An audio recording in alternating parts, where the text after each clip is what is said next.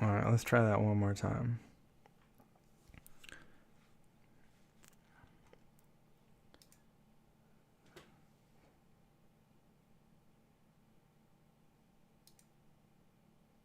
What? Anyway, let's. So, There we go. All right, we're live. Gonna go to live chat. So I think I accidentally started streaming on the other channel, and then I realized nothing was happening. But maybe you guys didn't get that notification. Maybe not. What's up, everybody? Welcome to my live stream on Wednesday night, last live stream of June. Summer is on the way to being over before we know it. You know, I remember whenever summer vacation when I was a kid in school, it was like school year was so long and then summer vacation was so fast. It was like, wow, it just started. It's over already. Anyway, how's everybody doing? You just got your notification? Hopefully you got notifications. I did something wrong with the software, and I think I still had the main channel, the main Vegan Zombie channel in there. So when it started streaming, it wasn't set up properly, and nothing happened. But we're all good now. I fixed it because I remember the last live stream I did was on the main channel, so I had to go calibrate. How's everybody? Has anybody seen the new video that I posted about an hour ago? Posted a new vlog.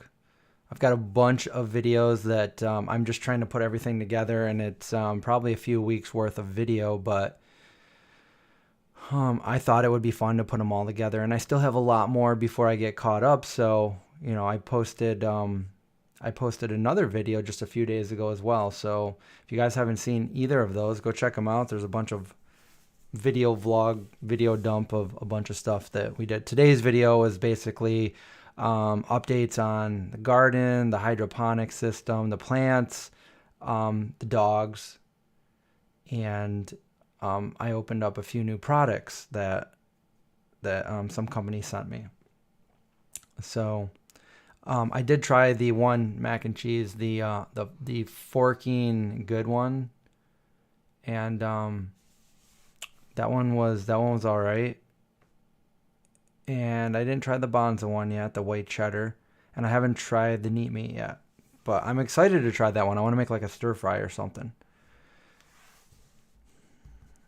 We haven't had any more strangers show up at the house or anything like that.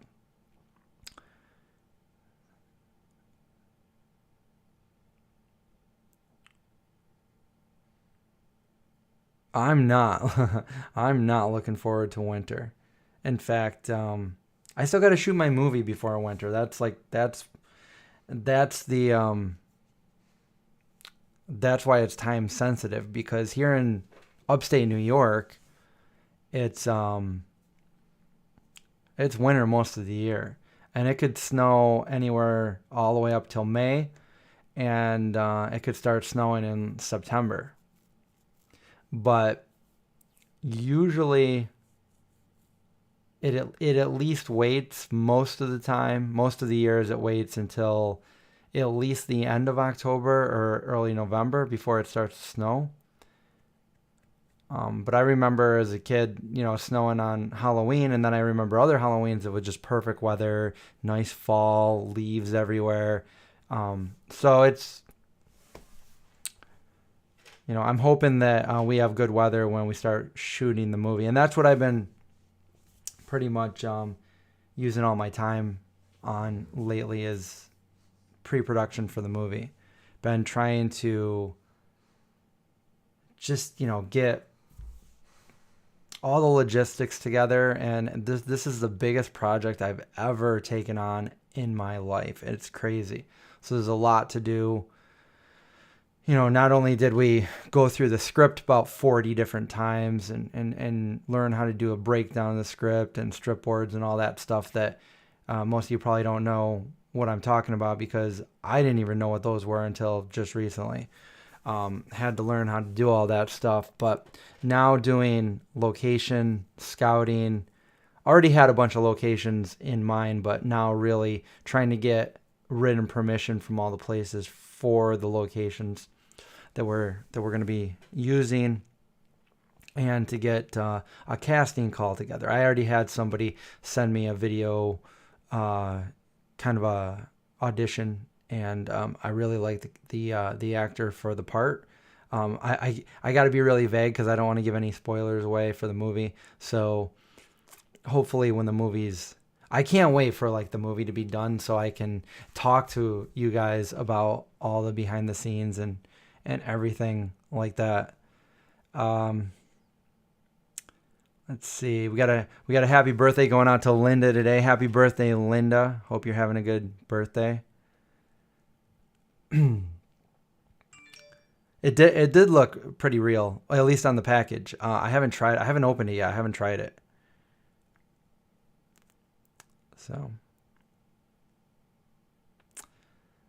somebody, I don't remember where they asked, but somebody asked me, I don't know if they wanted me to talk about it on a live stream or do a whole video, but somebody asked me to talk about my update with the sciatica that I had.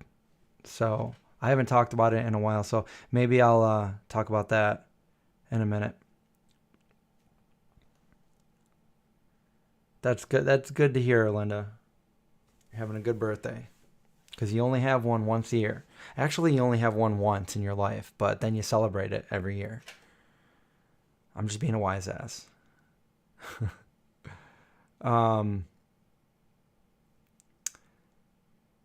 But yeah, other than that, it's like it's summer, and it's like really cold down here in the basement, which I'm happy because I don't have an air conditioner in the house, and I was wearing a hoodie. I was wearing two hoodies earlier today while I was editing that video. So yeah, go watch that video if you haven't seen it already, and hopefully we'll get that algorithm up so they stop hating me. But okay, so I don't know how many of you really want to know about sciatica, but I had sciatica back I got it in 2008. If you don't know what it is, it's a horrible thing to live with. It most of the time it goes away on its own within a week or two for most people. But if you get a really severe case of it, then you're kind of screwed like I was. So back in 2008, I was trying to work out. This is back when I was a special investigator, and I was trying to get. I was training so I could pass the physical fitness test. So I could get in the FBI, and I wanted to become a special agent and try to solve violent crimes and stuff like that. I was intrigued with, my favorite show was X-Files, and it's funny, I'm wearing this shirt right now. So anyway, I looked on the internet, which was pretty primitive back in 2008, but I looked on the internet for like a workout routine, and I found the one for 300, the movie 300, and they all did like each thing 30 times. So 30 times 10 different ones. They had 300 different repetitions of an exercise. So I started trying to do the exercises, and one particular exercise I did wrong. I got it mixed up with another exercise. It was basically holding dumbbells while you did like a sun squat kind of thing, and then there was two different ones. Like that one was just like kind of doing dips, but then there was another one when you weren't holding the weights, where you would like kind of jump in the air and land the opposite way, and then dip down, and then jump up and dip down. I can't show you what it's like here, but anyway, I mixed those together, and I did it while I was holding the weights, and it felt like I pulled like a hamstring or something. And I went for a run, and I was like, wow, this, maybe, a couple more days it'll feel better. And then it didn't feel better. And it's like, as time went on, it was just this pain going down the back of my leg from the lower part of my back of all the way down my right leg. And it started getting worse and worse. And the worse it got, it just kept going further down my leg until it got all the way down to my ankle. And then, after not going away for a couple of weeks, I'm like, what's going on here? Like, and I tried to, like ignore it and hope that it would go away, but it wouldn't. And it was like, if you've never had it, then you don't ever want it. But if you've had it before, I feel like only people that have had it know the true pain, because it's like, it's not a sharp pain. It's just a pain that is, it's like an agonizing pain that is just always there. It's just pulsing and it's always there. So it affects every part of your life. You try to not say anything, but then, you can't even, it gets worse if you try to lift anything or do normal things that you would normally do. Whereas I couldn't even help, like, elderly people move furniture, or, some of my relatives move something or pick something up, or else I would pay for it extra, like that night when I was going to sleep. And it was an agonizing pain, and it was just always there. And when I say it went always there, it's like, this is how I describe it. It was there for every second of every minute of every hour of every day of every month for me, 2 years straight. So here's what happened. So after about a year and a half, I was finally like, because I'm not the kind of, I rarely ever go to the doctor. I've always been pretty healthy. And so I finally went to the doctor and I said, hey, look, I'm pretty sure, I self-diagnosed myself, and I went to the doctor and I said, I'm pretty sure I have sciatica. And he got mad at me. He's like, you don't tell me, you don't diagnose yourself. You don't tell me what you have. I do that. You answer my questions. I'm like, okay, whatever. And then he did his exam and everything, and then he went back to his, to his little computer or whatever. And I'm like, so do you know what's wrong with me? He's like, yeah, you got sciatica. So I'm like, yeah, that's what I thought. So he, I went to see physical therapy, and I did that in Rochester, New York for a few months. And, like, it was great and everything, but I knew my body, and I knew it wasn't going to help. It's like, this isn't going to do anything. Like, I mean, I can do all these stretches and all these different things, but like, and I tried everything. Nothing worked. And, so they wanted to try everything before they would do anything serious. And finally, nobody was helping. My doctor didn't help. And then I looked up in the area, this team of doctors here in Syracuse, and I made an appointment.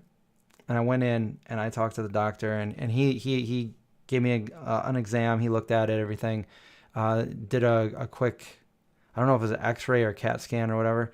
And then he had me like walk down the hall and saw how I walked and all that. And I basically said, he's like, so what is your goal? What do you want me to do? And I said, I can't. I was like 35 and I felt like I was 70. I'm like, I can't live like this anymore. Like my quality of life, like it sucked. Like I can't even describe how much pain it was, and I had to like hide it. Like, for instance, if I went to go see a movie at a movie theater, like I'd sit down in the movie theater and it hurt all the time. But then when the movie was over, like standing up was like so agonizing that I would stand up. I remember standing up and like just to not draw attention to myself from everybody, I just like, internalized it and didn't think about it. But like there was so much pain that it brought my like heart rate up. My heart started beating fast from all the pain, and I just had to stand up straight because I mean I couldn't stand straight. Like I couldn't stand straight without being in pain. And that was the other thing, is like I couldn't sleep at night. Like I couldn't lay on my back and not be in pain. I couldn't lay on my stomach and not be. I always had to have that one leg like all the way up and stuff. And there was times that I like rolled out of bed and I was like in tears, ready to cry, just in like, it wouldn't go away. Like this pain was the worst sciatica that you could get.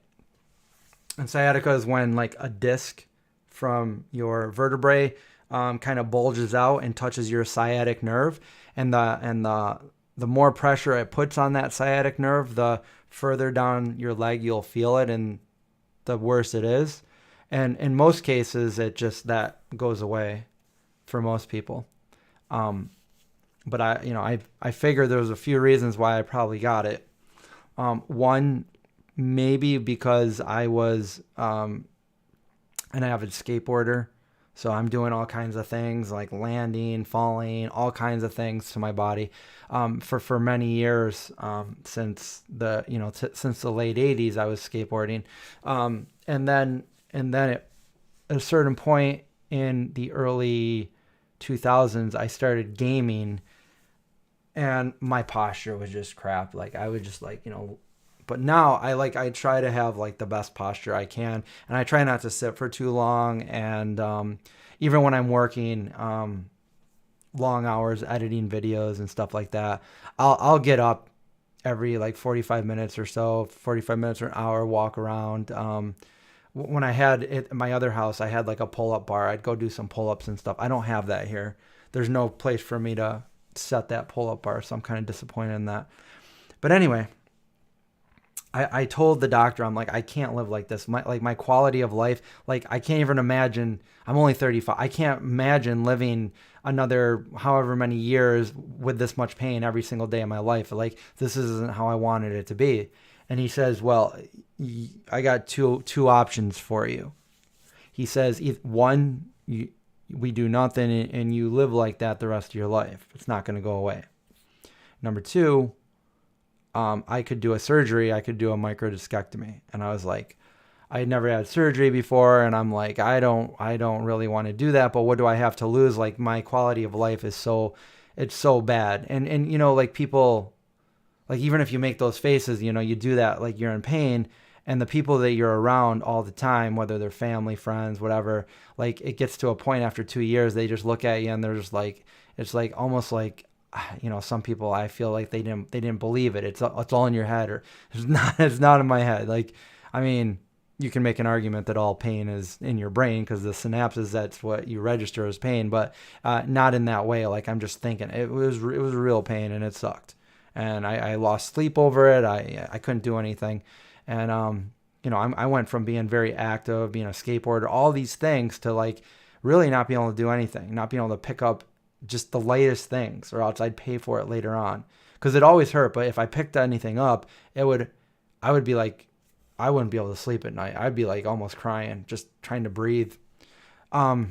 So, I'm that crazy person that's like, like I'm afraid, to do the surgery because I'd be that 0.01% chance that like, I'm like, I might never wake up again from the surgery. And, they all make you sign a paper like, these are the risks and stuff. And I'm looking at the risk and I'm like, oh my God, like, but then I'm thinking about this. I'm like, well, what kind of life do I have if I'm like in this amount of pain anyway, So I signed off on it, and I had to do an MRI.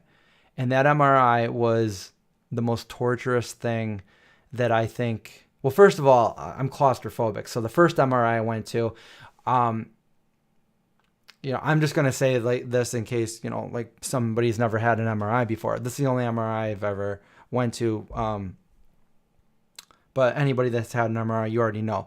So they make you take any kind of metal off. If you have any kind of metal implants or anything in your body, I don't think you can do it, but I don't. So they said, just go in the locker room, take off all your clothes and put this like gown on. And so I did all that, and I saw the MRI machine when I went in there, and I started getting nothing really. Most things don't bother me, but like I'm extremely claustrophobic. So I saw what it looked like, and I started getting like, I don't know what the word is. I don't know. Maybe it's anxiety. I've never really had anxiety other than maybe that's what it is when I'm claustrophobic. So, I go back out there and I'm just looking at how small, because, like I watched an episode of House before I went in there, and a big MRI machine for like a TV show. And I'm like, oh yeah, I could do this. But when I got in, the MRI is just like a little tiny thing that they put you on this little kind of like bed, and then they slide you, like it slides in, it like automatically slowly puts you all the way in there, and then you got to stay in there and not move for like 20 minutes or something like that. So anybody that has done this, and so just getting on that bed, I'm like, can I go in feet first? They're like, no, you got to go in head first. And I already knew that this is not going to be good. So I laid down, and then they put these like headphones on you so they can hear what you're saying. And then they started to put me in the MRI, and I was losing it. Like, I am so claustrophobic that at that point I just wanted to like slither out of there and just get out. Like, I needed to get out. And I know some people are like, you just got to close your eyes, but like, I can't even do that, because like I actually know where I am, and my brain would make it impossible for me to stay there. So they put me all the way in, and as soon as it stops, I go, can you hear me? And they're like, yep, we can hear you. I'm like, I can't do this. And then they take me out of here, and they're like, okay, go get dressed and put the gown in the other room. And sorry. So that was my problem. So I had to do another one with an open MRI. So I went to an open MRI. I got that scheduled for another day. So this one was claustrophobic too, but there was nothing on either side, but the thing came right down, and it made me very claustrophobic again. But I knew I had to do this. So I had to lay there, and there was a window. I was on the ground floor, and I looked out the window, and I just pretend there was like a playground. There was kids playing on the playground, and I just looked out the window, and I just tried to zone everything out. Like, I was just like, that was it, so I wasn't claustrophobic. And I'm sorry, I'm just telling the story, so I haven't looked at any of the comments here. So hope you guys are entertained by my story. So, having the sciatica, I could never stay in one position for too long. Even if I got a little bit comfortable, it was only a little bit comfortable for a little bit. That's why I could never get any sleep, because I would always have to move around and like get in a different position when I was sleeping. So I had to lay like that, and they said, if you move, we got to start all over. So I got to the point where it was just excruciating pain, and I'm like, oh my God, this is like a torture. This is like a torture chamber. Like, I'm in so much pain, and I'm like trying to just like internalize it and just mind over matter, just think of something else. And every second seemed like a minute, and every minute seemed like an hour. And I'm like, oh my God, how much longer do I have to go to do this? And like, it was probably the most painful experience I had to do in my entire life, just sitting there and not moving, and having that sciatica inflamed and hurt like that. I finally made it through there. They got the MRI finished, and then I went to do surgery. And I was like, that's how I am. I'm like, I might never wake up again, and I've never had surgery. I've never done anything like that. So, and I'm also straight edge, so I've never taken drugs or anything like that. So the anesthesiologist said, like, when's the last time you had, pain meds? I go like, when pain meds like aspirin or Tylenol, like my mom gave me when I was like, the last I've ever taken anything like that, I was 14 years old. It's been a very long time. And they're like, oh wow, this is going to be fun. Like, with the medicine they were going to give me. So they got me on like the gurney or whatever. They're rolling me into the room, all prepped up to get the surgery. And they put something in whatever the first drug they put in before they put you out. And like, it was really weird. I know, I'm sorry. I'm going into all these details. I'm telling you guys everything. So like, it was weird. It was like these little weird, like, I was totally conscious. I knew everything was going on, but something like it was like dizzy, and like these, I don't know, like little tiny sparks of light were on like the edges of my vision, and and I could totally talk, and it just, I felt comfortable, and I always told myself, like, like, oh, I could do that. Like when they say count backwards from 100, like I'm like, oh, I could do that. Like I could definitely do that. And I never even got to that part. Got a phone call coming in. I never got to that part, and it was really weird because I don't even remember falling asleep or my eyes getting heavy and closing. All I remember was sitting there looking at everybody, and the next thing I remember was opening my eyes and everything was done. And the first thing I thought, like when I opened my eyes, my back would hurt, but the first thing that hurt was my throat. And I don't know if they intubate, if it's normal to intubate, but apparently they shoved those tubes down my throat, and the back of my throat was like cut and it just hurt. And I was like, oh, wow. And the first thing I remember was like, I opened my eyes and they were like, oh, okay, there he is. They're like, congratulations. You're our first surgery our first surgery ever that we've ever done here at this facility. And I was like, what? Like, what? They've never done a back surgery at that facility. It was a new place. So that was kind of alarming at first, but my doctor was experienced and he was well respected for doing those kind of surgeries. He was highly recommended. And they came over and they're like, here's some meds to take. And I was like, no, I'm not going to take the meds. And they're like, you're going to want to take the meds. I'm like, no, I don't do that. And they're like, okay, well, you at least have to eat and drink something. And luckily what they were giving me was vegan. It was just like a saltine cracker and some water. So I'm like, okay, yeah, that's fine. But they made me, they're like, you're gonna want to take this medicine. So they're like, they didn't want me to leave unless I did. So I was like, I'm not going to take medicine. They're like, the pain's going to catch up with you. And I'm like, look, I've lived in pain for 2 years. I don't think that I need this medicine. And they're like, so I made a compromise. I'm like, look, I'll go to the pharmacy and I'll get the script filled. And if I absolutely need it, I'll have it. So like literally an hour after I got out of surgery, I was at Target. And that's back when I worked at Target. I used to be an executive of security there. So I knew everybody in Target. I knew the pharmacist. And I walked in and I looked like death pretty much because I literally just got surgery. I didn't drive. Somebody else drove. And when I got out of the car and I couldn't sit up, I could either lay down or stand up, but I wasn't supposed to sit. So the seat in the car was like way back. And when I got out, I just like used my strength to get out and I kind of stood up, and anybody that saw me would have been like, what's that guy doing? But anyways, I like slowly walked in. I went to the pharmacy. His name was Bill. I gave Bill the script, and Bill looked at me. He's like, hey, Chris. And he looked at it. He looked at the script, and it was like 80 hydrocodone or something, which I've never had any of them. And he looked at me, and he goes, oh, what, are you okay? And I was like, I literally just got out of surgery like an hour ago.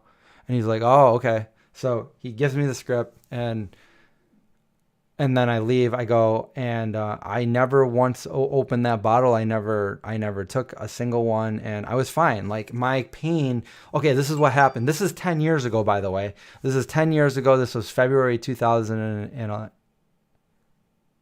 oh wow, it was 11 years ago. It was February 2011. So the first thing I did was I went home and I laid on my back on my bed, and I remember this moment very, very specifically.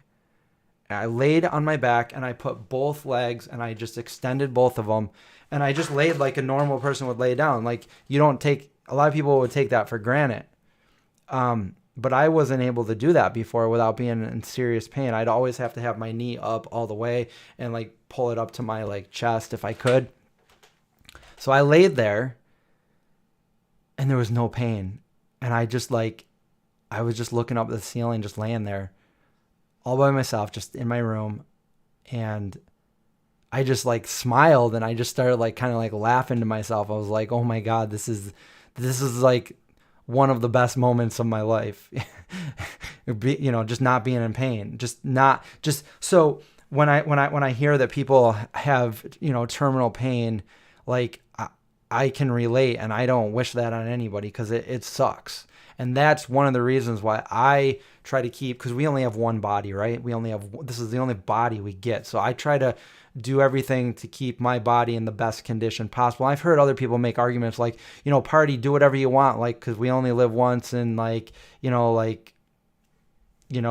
gonna get old and die anyway, so you might as well do what you want. And I don't like that argument, because like if I do get old, I don't want to get older and be in like so much pain because of something I did earlier. I mean, that's just my mentality. I'm not judging anybody else if that's your mentality, but for me, I want to have the best body, the healthiest body I can, and I want to be in the best shape and all that. So that's why that's important to me. And it was important to me where, I'm not the kind of person that would ever want to get a surgery, but like I made, in this case, I made the right choice, because it had been 2 years that I put it off, and thinking that, I could do something to make the pain go away, and it wasn't happening.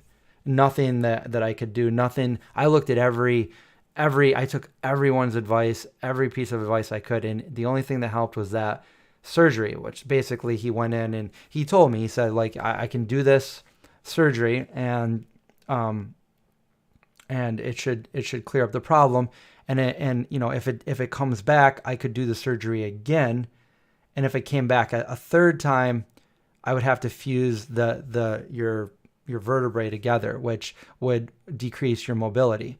And I didn't want that. And so I'm thinking like, okay, so, and he said, you just got to take it easy and stuff. So after that, I took about a month off of work, even though like they said I was okay after 3 weeks. I took this serious. I did not want this to come back. And I also made a point, because it's weird, because when somebody like asks you to help them out and do something, I'm always that person that would like always, like, oh, sure. Yeah.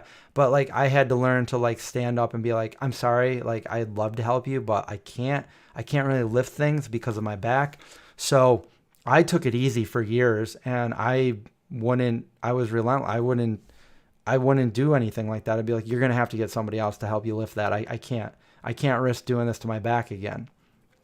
So I always took it easy. And that's why, like, when I go to the gym, like if I go to the gym with like Craig and stuff, I'll do like almost all the workout, all the exercises. But the one I won't do deadlift, because, I don't want this to happen again.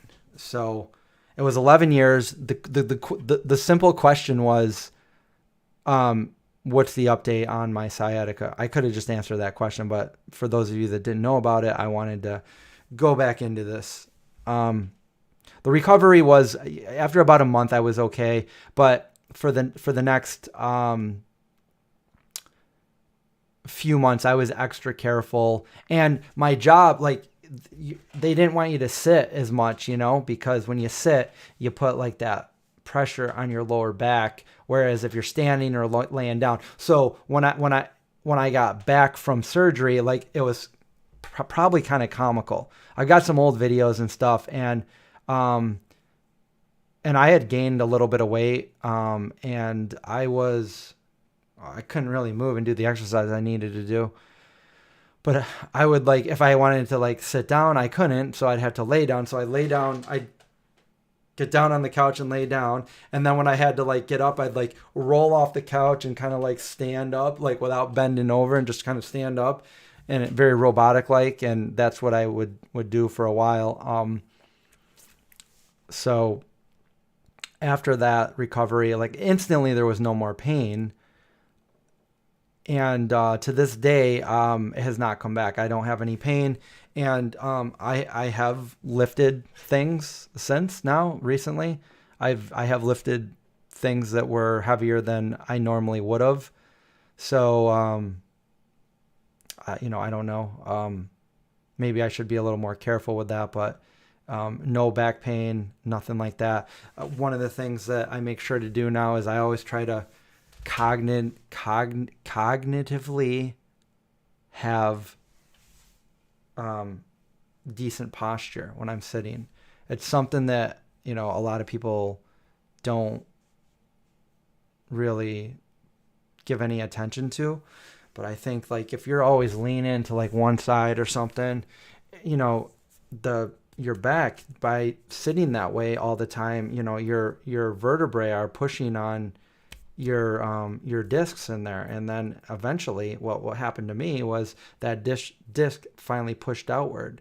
So when they came in, they did about a incision that big in my back, my lower back, and then they pull like the muscle apart, and then they pull your the nerve, the sciatic nerve, over, and then that piece of disc they cut it right off. So, you know, if that were to happen again, that would have meant more disc came out. So also, the other things you shouldn't do that seems like harmless is just having like a wallet in your back pocket, because like just the wallet, just a little bit like that in your wallet. I mean, maybe you have loads of money, but no, just a little bit. It kind of like offsets the way you're sitting. So if you're like driving or sitting down for a long time and you got that wallet in your pocket, I actually have like cargo pants. So I put my wallet right here instead. And that way, like if you're driving for long periods of time or sitting down, you don't have that small little, because just the littlest offset there can make your back a little crooked, or like I feel like mine's a little bit like that. Like when I walk, it's just a little bit, you can tell. Like if there's a video of me and I look at myself walk, I can tell. The doctor could tell. And that's just something that I didn't think about, or I didn't even know when I was younger. So, and I always had my wallet in my back pocket.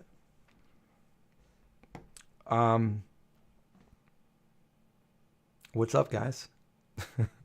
Yeah, so that was probably the second best decision I had ever made, was getting that surgery. So if this helps anybody else make a decision, you know, first go through all the steps to see if you can get rid of it on its own without surgery. But if that's the only thing, like, you know.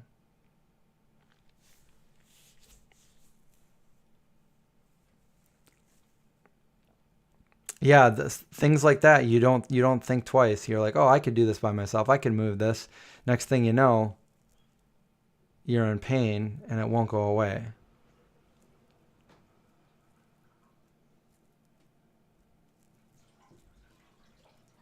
Tom wants to know what's going on with the film. We were talking about that at the beginning of this live stream. If anybody here is a Kickstarter supporter, there have been several updates that you need to log in. And if you haven't logged in a long time and you can't get in, just contact Kickstarter. They're pretty good about giving you access to it again. So just go over there and check out the latest updates. There's some, if you're in a certain tier, then I've requested some information from you. So just go ahead and do that. Otherwise, I'm really busy. That's why there's been a lack of video posts by me. Although I did do a video today and a video a couple days ago to try to make up for that. But the reason for having like literally 20 days without uploading a video is because I've been working pre-production on the movie. So we have a lot going on right now. And what else was I gonna? Oh, I wanted to show you, because I talked about this in one of the last live streams, but back in the day, one of the old school vegan products, and I kept this all these years, is a very old jar of Veganase from 1995. So that's what it looks like from 1995, and this is a metal top. That's a metal top. Now it's plastic these days, but that's a metal top. It's a jar, and this is Veganase from 1995. Veganase. Let me see if I can, it's probably really small, but let me see if there's an expiration date on this. Or if it probably, it's probably faded away by now. Yeah, I think it faded. Oh, used by, anyone want to guess? Anyone want to guess the year? Do you want to do a guessing game or should I just tell you? I like guessing games, so.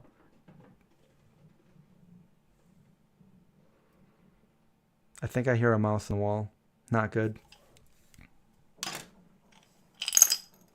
Okay, Dominic says 94. Nope. But you are in the right decade.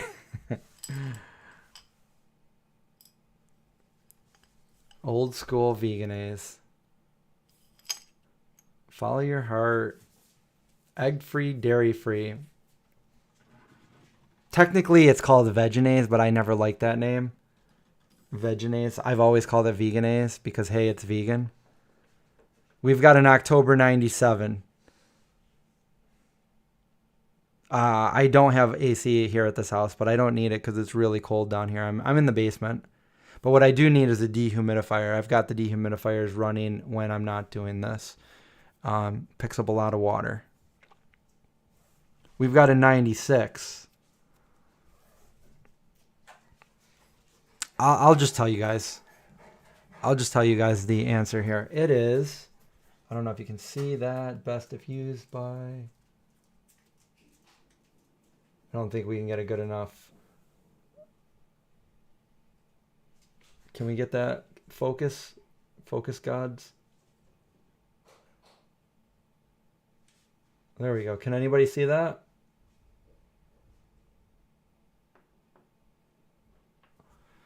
That's it. 12/12/99 expiration date. So I'm keeping that. I used to keep these anyway and just put my change in them. I'm like a pack rat. I kept everything. And I'm glad I kept some of the stuff, but I did get rid of a lot of stuff. Like when I was moving, I had to tell myself, like, Chris, stop being a hoarder. You got to get rid of all this stuff. It means nothing to you. But because I have a sentimental, that's how I remember things. I'll look at something and I'll remember everything about it. So I've got old Tofurkey boxes from around the same time, and I'm not getting rid of that because that's probably going to be worth something. At least to me it is. I mean, hey, I was able to show you, I was able to make something of it and talk about it just now.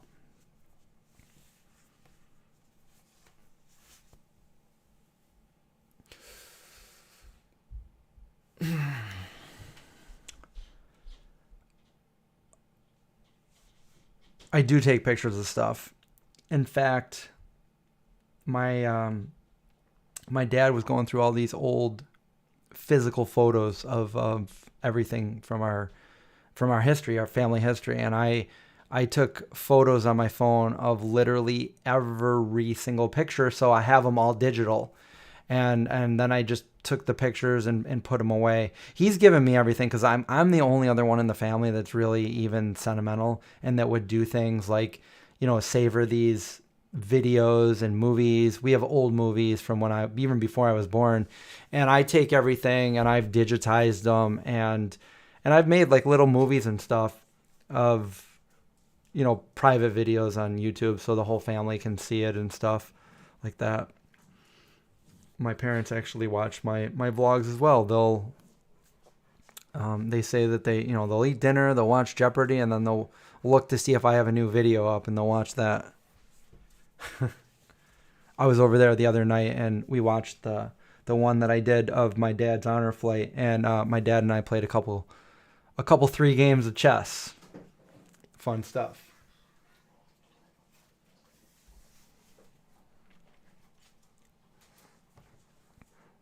You see the doggy shadows? Yeah. We got some doggies over here.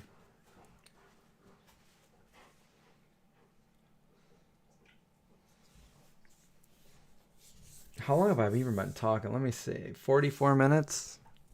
See, I went off on a tangent. But it was a specific one.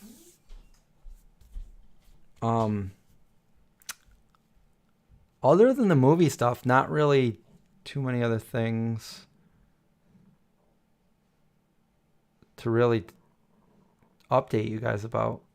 Like I was saying, I can't wait for the movie to be done so like we can all watch it and then we can talk about it, and I could be like, okay guys, this scene, the behind the scenes of this part, and it's just I love that stuff.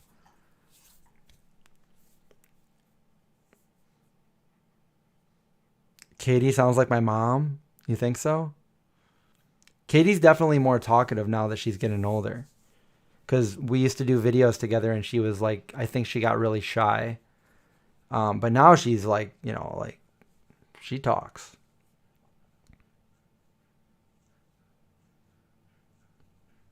Oh, thanks, Mike. Yeah, my dad was on the news. They picked him out of like over like 100 veterans, and they picked him to.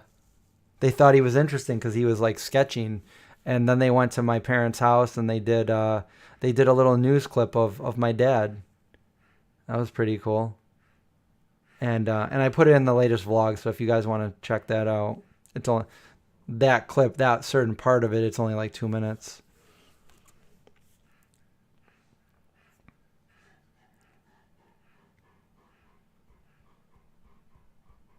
I'm surrounded by doggies right now.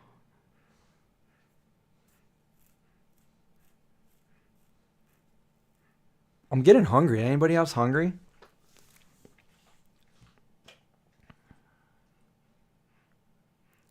I'll show you what I've been making in a future vlog. I haven't got that far yet with the editing, but I've been making some really delicious things. So, yeah, we're looking for locations. We're getting actors together.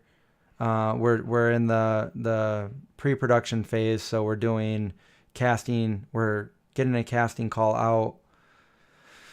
out, so we can cast everybody that we need, so they can start learning their lines and trying to get permission to film in different places. I'm trying to get some different places in the small town that I'm from, so I can have like a little sentimental value. Not to mention, like when I wrote this, a lot of the inspiration was based on where I grew up. So I would love to put some places in there. And I don't know. I contacted the high school I graduated from, and I let them know that I was a graduate of the high school, and I would love nothing more than to feature maybe one little scene up at that high school. So they are talking about that now, and I'm hoping that they say yes. But they want to know what kind of movie it is, and I'm going to be like, well, it's a zombie movie. And they're going to be like, absolutely not. So I gotta be able to, because it's more than that. There's a message of compassion, and there's a vegan message, and it's more than just your average zombie movie.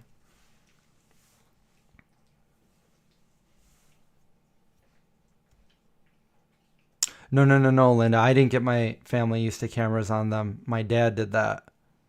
My dad always had the camera when we were growing up. He always had a movie camera, and he always filmed us. So we were all around it all our lives. I'm just the one that took over. Is Rachel going to be in the movie? I think if she's free, I've asked her to do it's not a speaking role or anything. It's just like an extra part. But I did ask her to play a certain part for us to help us out, and she said, "Yeah, if I'm free, if I'm not working, I will." So maybe not.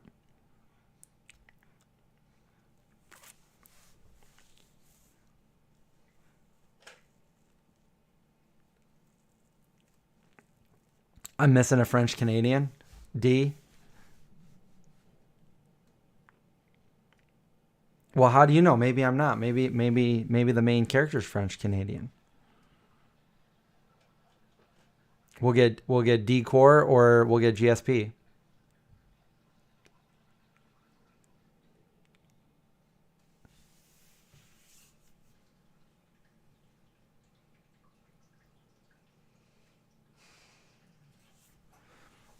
Mike says there's a good TV show called The Offer that shows the behind the scenes of The Godfather. That sounds cool. Where can I find The Offer?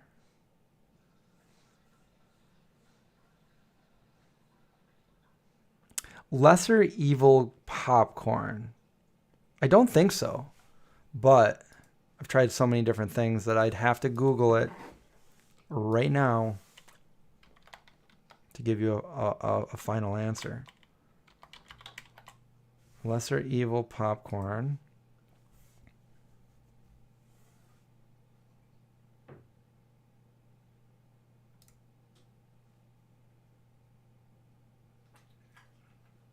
All these pop-ups are coming up and I can't see the image. Lesser. I don't know. I feel like I got a sample of that in one of the vegan cuts box a long time ago, but I don't know. But I would say if I did, I don't remember it. So maybe not.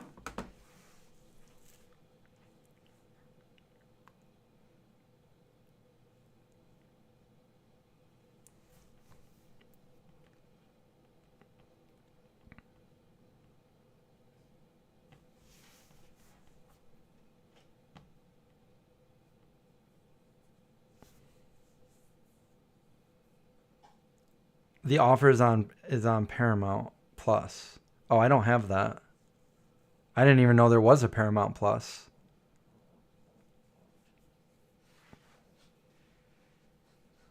Yeah, Rob Zombie. I mean, he's a cool dude. He's got a lot of his own projects to work on, and I don't know. I think that would be cool, but I think people would get it mixed up. The vegan zombie and Rob Zombie. There'd be like a weird. I don't know. I think that'd be cool. The vegan zombie meets Rob Zombie. That would be awesome. But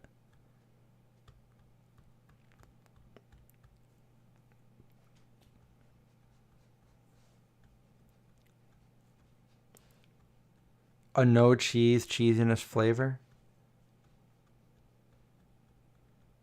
That sounds good. You can make your own doing that with nutritional yeast and some other herbs and spices.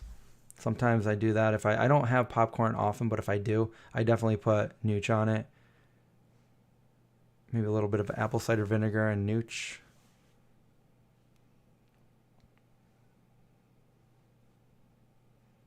I mean, you're making me hungry right now. Kind of hungry. Getting hungry. We should have like dinner. We should have dinner Wednesdays where I eat dinner while we talk. No, I'm a mess eater. I can't do that. I need lots of napkins. But my beard is all trimmed down, so it's not gonna get stuck in my beard.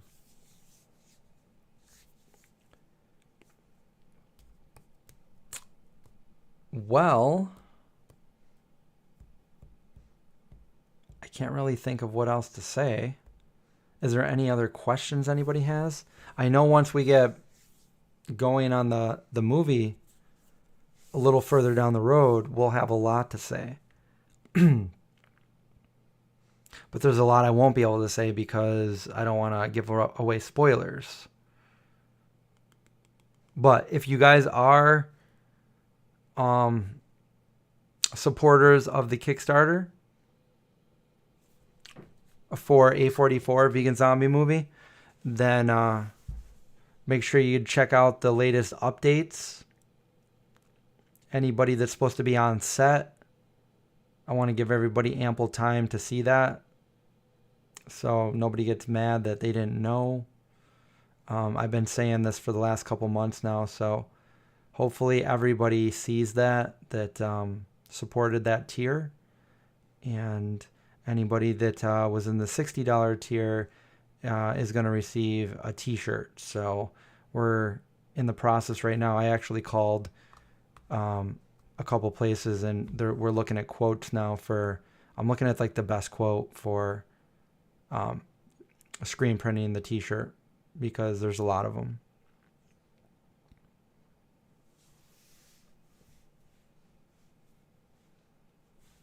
Am I going to film a cooking video with Katie Needs a Napkin? I would like to. I just got to find the time to do it. And also the time to do it has to coincide with her parents' time as well. So, yeah, if we can find a time to do that.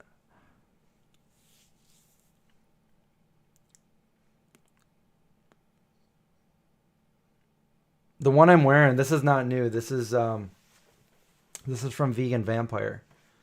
And my favorite show is X-Files. And we have V for vegan. So, and on the back it says, I think like the truth is, I don't know if this is the truth is out there. It says something on the back. But vegan vampire.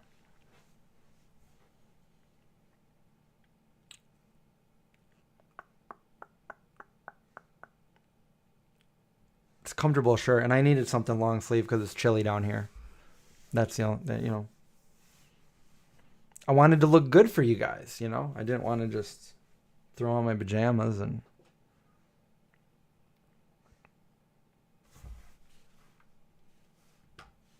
I have a live stream to do,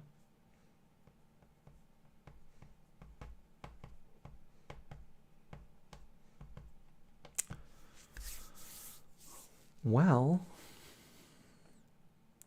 I guess I'm gonna go make some dinner.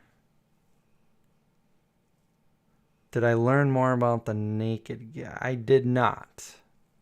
Although I could go down to I haven't had a chance. I haven't driven by there.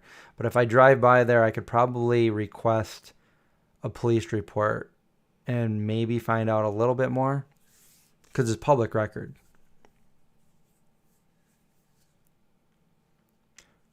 A vegan zombie mukbang. That would be fun. We've done those before. Not too many, but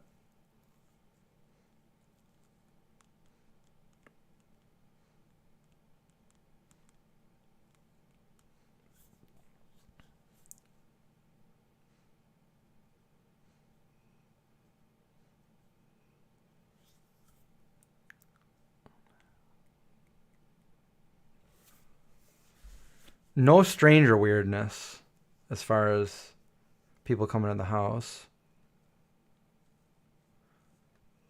Am I wearing pants? Am I wearing pants?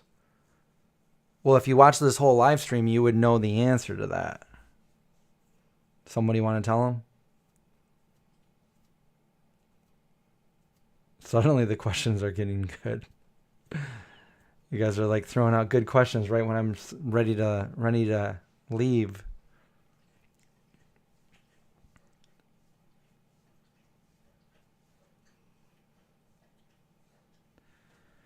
Parth? It could be. I mean, open your eyes.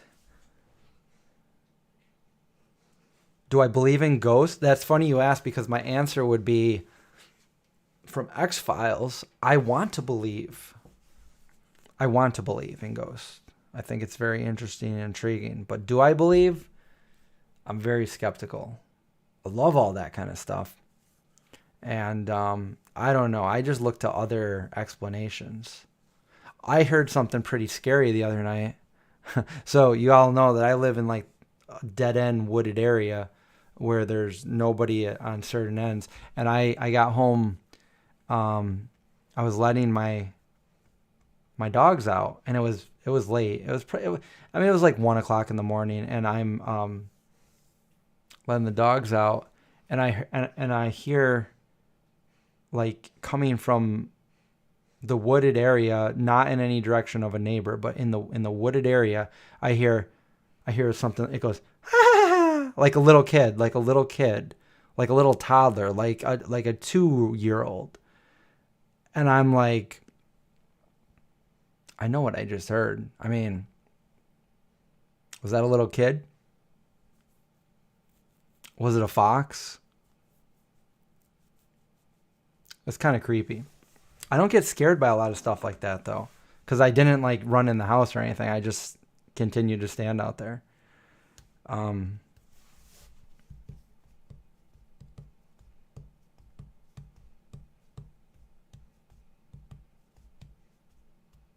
Like here's where my mind goes. If somebody did see like a ghost or something, or see something like that, like that would be cool. But why does it have to be a ghost? Like, why is that a ghost? I think it's more plausible that what if it's an alien going through another dimension or interdimensional being that's able to move something, or that you're able to see for a second and then you don't see anymore. I mean, we just think that it's a ghost. It could be, but like nobody's proven. Like, I mean, but I love all that stuff. Like I love ghost stories. I love thinking all about that stuff. Don't get me wrong. I love horror. I love spooky things. I love the Halloween time. But do I actually believe that? Like I'm the person that would like I would walk right in to a haunted house or a so-called haunted house. Like and when I do see or hear things, which I have, like I don't like immediately think like, oh, that's a ghost that's gonna like I don't know. I just don't get scared. I just think like I'm like, okay, show me more. Show me more. If this is a ghost, show me more. Give me some assurance that this is real. This isn't some fluke or something. I don't know.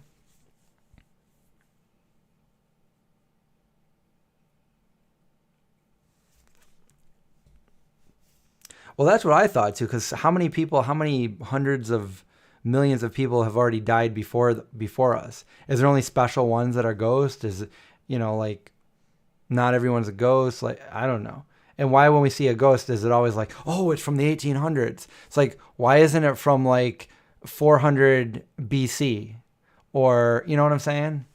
It's like, well, they found their way, they did their deed, and they've gone away. But 1800s, they are always there. Those 1800 ghosts wearing the nightgowns and holding the lights up.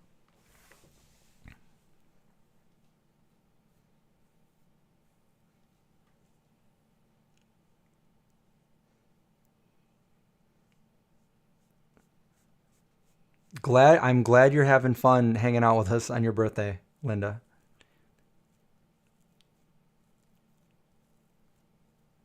I mean, it's an interesting thought, and I love the Sixth Sense. Say that 10 times fast. Um, Stuttering Stanley. I love that movie. That was the best movie by M. Night Shyamalan, in my opinion.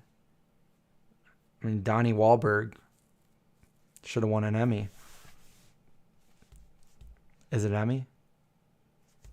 Yep. Yeah, that was a good movie. Great twist.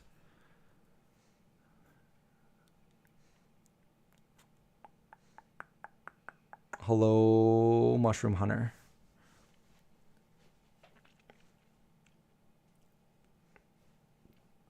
Don't mess with the Ouija.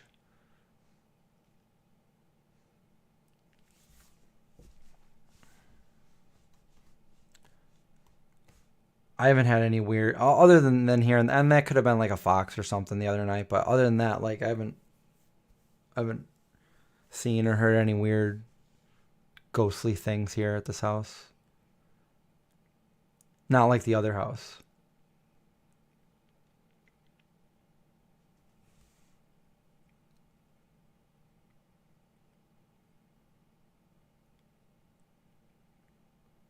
you you don't want to run into your grandma? Oh, I just imagine if we had like time machines and we can go visit people that we haven't seen in a long time. That would be a movie I would love to make. Like, I mean, I won't get into it, but I've talked about it many times. Going back in time and meeting your parents, like before you were born, and trying to convince them that you are their kid. Like, that would be a cool movie. Like,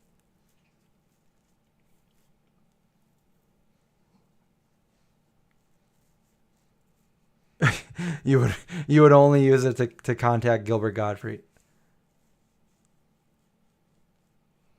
Yeah, Jacob, the little boy in the painting. It's back at my other house. It's not here. I didn't bring it. I didn't make it leave the house, and I didn't make the chair leave the house either. The chair and the painting stay. Is it? It's 9:30 already. That means it's dark out. I'm in my underground bunker, so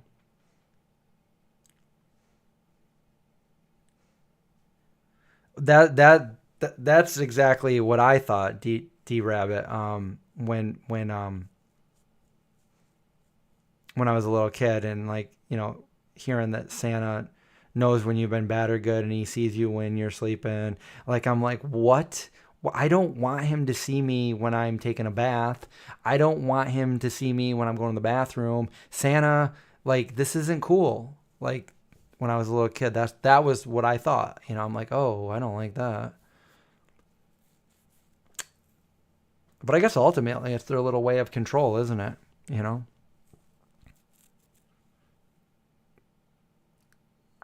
Ghosts in the bathroom. 9:30 and you're tired. I'm not actually tired, but I am getting a little bit hungry.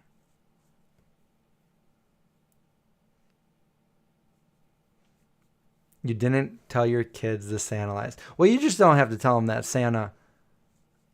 the Santa song. I think I had a magical childhood thinking that there was a Santa.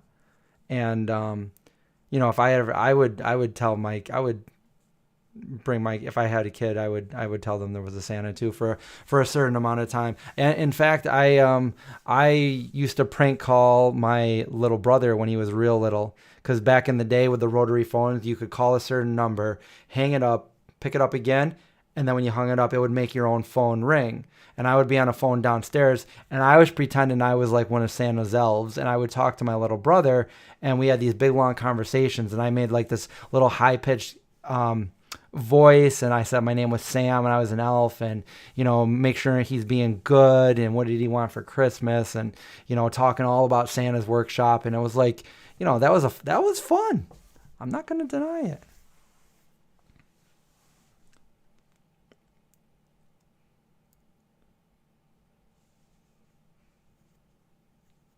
Anyway, I think this is a good spot to end the live stream for tonight, a little bit after an hour. Thank you all for joining me tonight, and we'll talk again next time.